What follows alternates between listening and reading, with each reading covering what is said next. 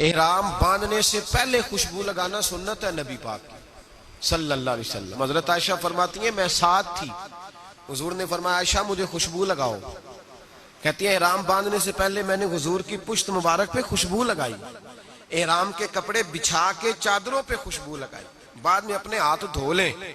احرام پہننے سے پہلے خوشبو لگانا سنت ہے، بعد میں لگائے گا تو دم پڑ جائے گا، ایک بکرا دینا پڑے گا۔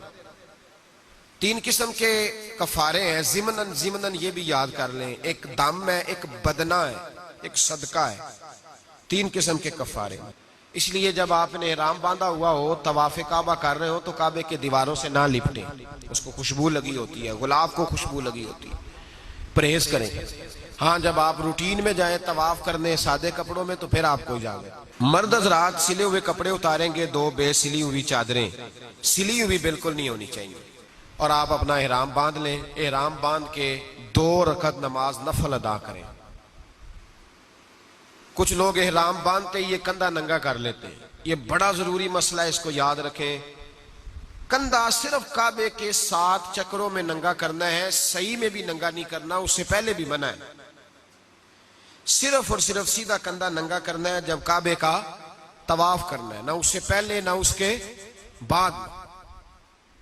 احرام آپ 2 رکعت نماز پڑھیں گے، سر ڈھانپ کے پڑھیں آپ نماز، اسی چادر کے ساتھ سر ڈھانپ لیں، چادر کو اوڑھ کے بکل مار کے آپ نماز ادا کریں، 2 رکعتیں پڑھیں۔ پہلی رکعت میں ہو سکے تو سورہ کافرون اور دوسری میں سورۃ اخلاص پڑھیں۔ 2 رکعتیں پڑھ کے پھر آپ ہاتھ اٹھا کے دعا مانگیں۔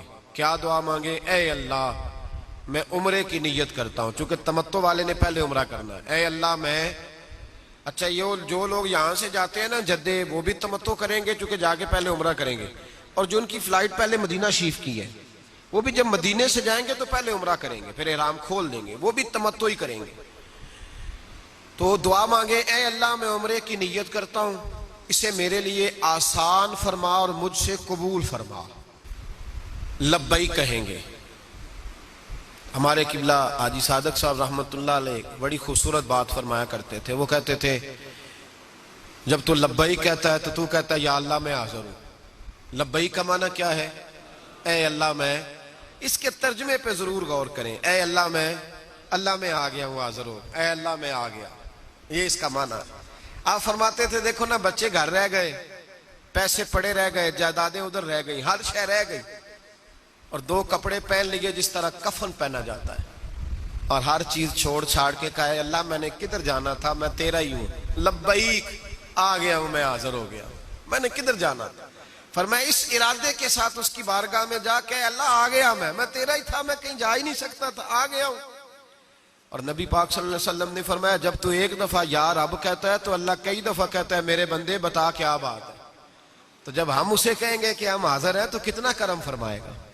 تو لبیک 3 دفعہ کہیں، مرد بلند آواز سے، عورتیں آہستہ آواز سے، لبیک اللہم لبیک لا شریک لک لبیک ان الحمد والنعمت لک والملک لا شریک لک لبیک۔ اس کو 3 دفعہ پڑھیں۔ اب آپ کا احرام کی پابندیاں شروع ہو گئی۔ پابندیاں ذرا سن لیں۔ مرد کو سلا ہوا کپڑا پہننا اب جائز نہیں رہا، نیچے کوئی چیز نہیں پہن سکتا، بڑی سخت سردی بھی ہو تو مرد نیچے سویٹر نہیں پہن سکتا، اوپر اوڑھ سکتا ہے کوئی چادر، بڑی سی چادر اوڑھ لے وہ بھی بے سلی ہو، لیکن وہ نیچے کوئی چیز نہیں پہن سکتا۔